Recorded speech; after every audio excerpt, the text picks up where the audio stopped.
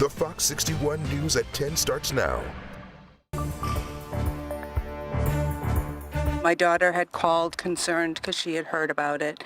My sister, who lives up the street, came down to make sure that, we were okay because she had heard about it. We are following breaking news here at 10. A woman is in the hospital after Torrington police say she was stabbed multiple times earlier today. Thanks for joining us for Fox 61 News at 10. I'm Brent Harden. And I'm Sarah Sanchez. Information still limited, but officers say they responded to a home on Etna Avenue just after 12:45 this afternoon, and they rushed the woman to the hospital. Fox 61's Annette Montgomery is in Torrington with the latest developments.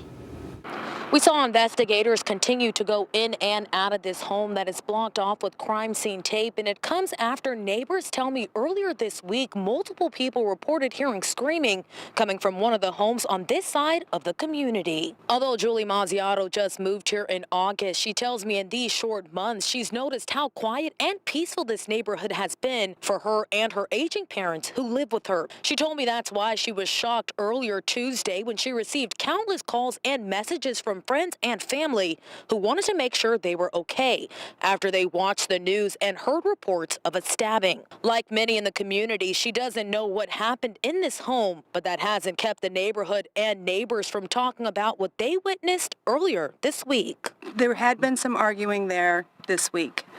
A couple people had mentioned they had heard some yelling and screaming from down the street.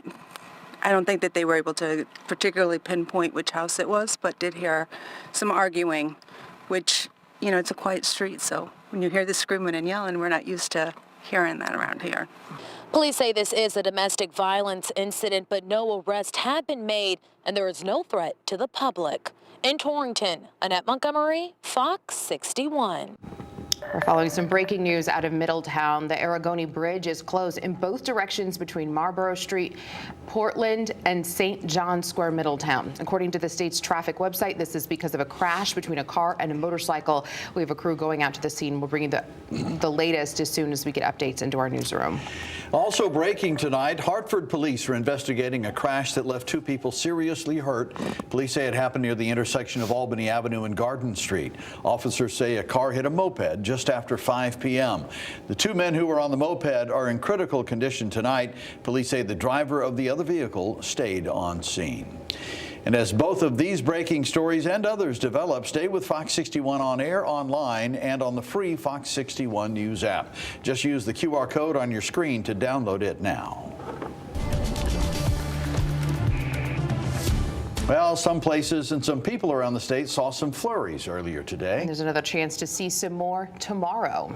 Chief Meteorologist Rachel Frank is here with the first check of the forecast. Yeah, it's cold out there, Rachel. Yeah, there could be just a few flakes flying through the air again in parts of Connecticut in the morning tomorrow, but no impact from that other than, is that what I think it is? And a reminder that winter's around the corner. It is not as cold tomorrow. High temperatures will be in the 40s instead of the 30s, but we're still below average for this time of year, and we're looking at mostly cloudy skies. But there was just enough of a break in the overcast for a solar storm and northern lights to be visible right here in Connecticut. A lot of these photos were taken right around 9 o'clock. This is from Deb in Madison. You could see the pinks and the greens, and this is from Lori in Old Lyme. You can see those pillars here in the photo as well. We have a strong solar storm in place not only tonight, but also tomorrow night as well. However, we are battling some clouds out there. So that being said, if you do try to check this out, you're going to need even more patience than you would on an average night when this is already challenging to see. You got to wait for some of those breaks in the overcast. But if you want to give it a shot, get away from city lights and look towards the northern horizon. We'll talk more about this, plus the chill and when it eases up, coming up.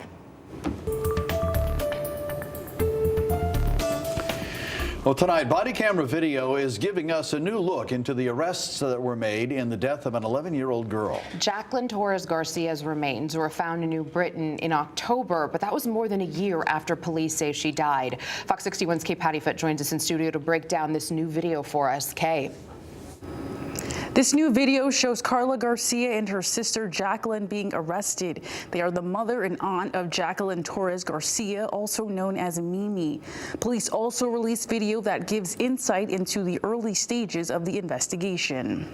I just want to make you aware that you're not under arrest. I know I'm not under arrest. Okay. I didn't do nothing. This video released by New Britain Police shows Carla Garcia at the police station the day Mimi's remains were found on October 8th.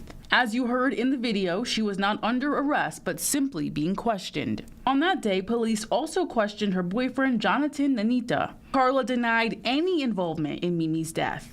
4 days later, on October 12th, New Britain officers arrived at Carla's home to arrest her and her sister. We get checked, right? Is Jacqueline here? Your sister's here? Where is she? Sorry. Hey, just step out here. Step right out here. Step out. In the body camera footage, you can see Carla open the door. Officers then go and look for Jacqueline and put her in handcuffs. Why? Put your hands behind your back, you're under arrest. For what? Car. We'll explain to you. Can you grab my phone? Yeah, we can grab your phone for you. It's in the room. While they arrested the sisters, officers also looked for Nanita in different bedrooms and closets. But he was not there. This set off a massive manhunt. Officers found him in Waterbury the next day. On Monday, we received video of his arrest where he denied any involvement in Mimi's death. I didn't even do that to that girl, bro. I didn't. All three are facing multiple charges. Carla and Jacqueline Garcia and Nanita are all expected back in court on Friday. In studio, Kate Pattyfoot, Fox 61. We have this full story on Mimi's murder investigation online at fox61.com, the free Fox 61 News app, and Fox 61 Plus, which is our streaming platform. You can download it right now on Amazon, Roku, or Apple TV. Well, the Supreme Court extended its order today that blocks full SNAP benefits, which keeps the program in limbo for at least a few more days. The justices avoided making a major ruling and chose to instead wait for Congress to reach an agreement to end the government shutdown.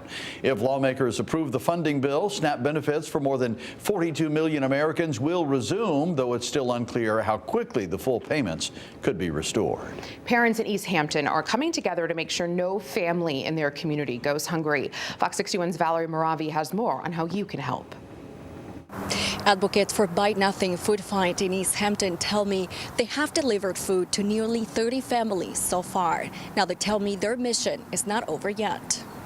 What started as a small request quickly turned into delivering dozens of bags of food. Eggs are such a great one that our community really loves, especially the families with kids. Janet Royce is one of the organizers of Bite Nothing Food Fight in East Hampton. She says the mission is simple: to make sure everyone has access to a meal, especially as the holiday season approaches. We have some families with kids who the kids need snacks for lunches. You know, you're looking at, you have a high schooler who may qualify for free or reduced lunch, but it's just not enough. They're still going to come home and be hungry.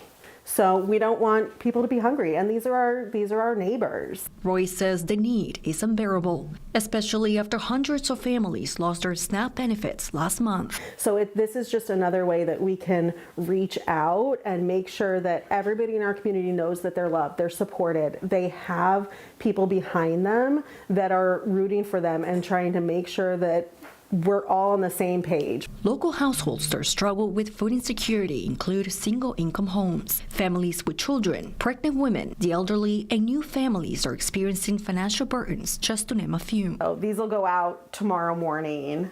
So these will go into my own fridge overnight, and then they'll go out in the morning, and they'll be in somebody's house by lunchtime. Roy says the volunteer effort has grown since the initiative started, and there are now several drop-off locations. We have 5 drop-off locations, so people they're all around town, so people can go to whichever one is closest to them.